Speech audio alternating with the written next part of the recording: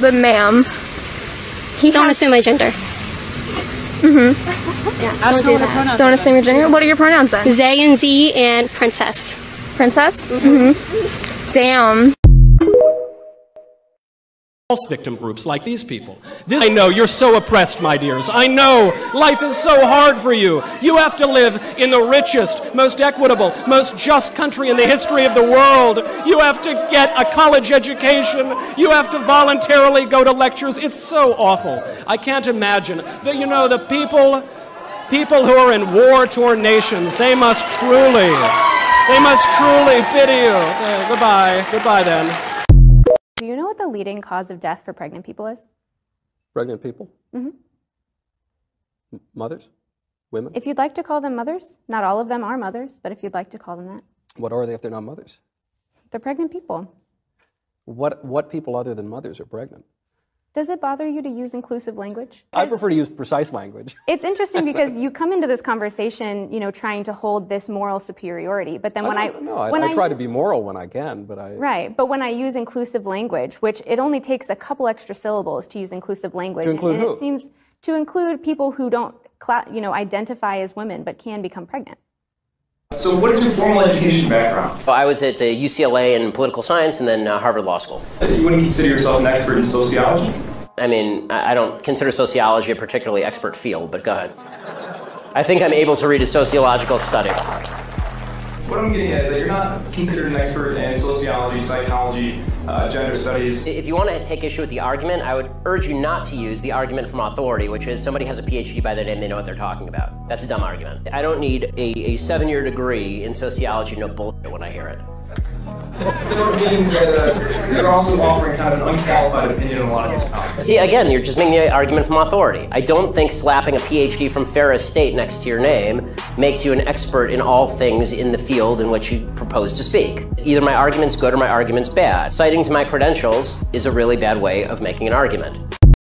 I'm an 8-year military veteran. I'm a college student. I'm a black woman. And I believe that white privilege fucking exists. You served in the military. You've made good choices. You're getting rewarded for them. You're going to live in the American middle class.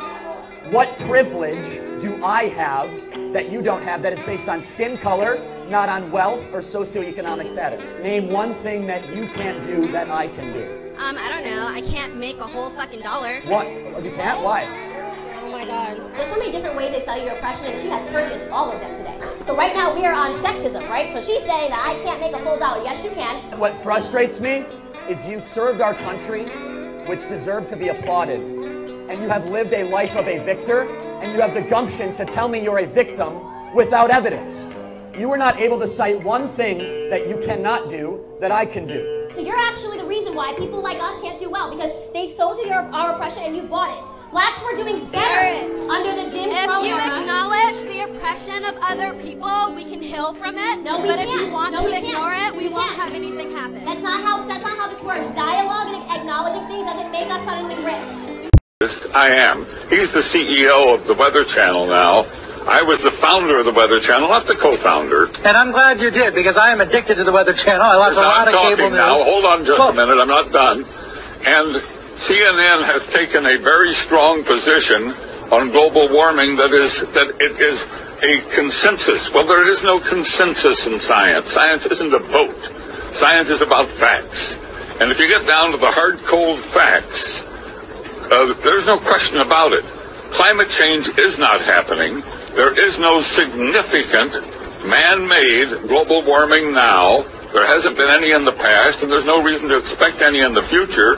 There's a whole lot of baloney, and yes, it has become a big political point of the Democratic Party and part of their platform, and I regret it's become political instead of scientific, but the science is on my side. I don't think we're going to come to a conclusion about the topic right here. What I do wonder, I know though, is we're when not, you because see you wouldn't allow it to happen on CNN. But I'm happy that I got on the air and got a chance to talk to your viewers. Hello, everybody. There is no global warming. What I do wonder is when you see the government, when you see NASA, when you see other institutions say that 97% of climate scientists agree, do you think they're making it up? What I don't understand is how you square that. Well, that's a manipulated figure, and let me explain it to you. The government puts out about $2.5 billion directly for climate research every year. It only gives that money to scientists who will produce scientific results that support the global warming hypothesis of the Democrat Party position. So they don't have any choice. If you're going to get the money, you got to support their position. Therefore, 97% of the scientific reports published support global warming. Why? Because those are the ones the government pays for, and that's where the money is. It's real simple. But that doesn't mean it's right. That doesn't make it true. That only makes it bought and paid for. The money goes in circles. I'm not a scientist, so I'm not going to try to refute you on the facts. That's the truth. I'll simply say that the vast majority... Please stand back from this issue and let the two sides be on the air.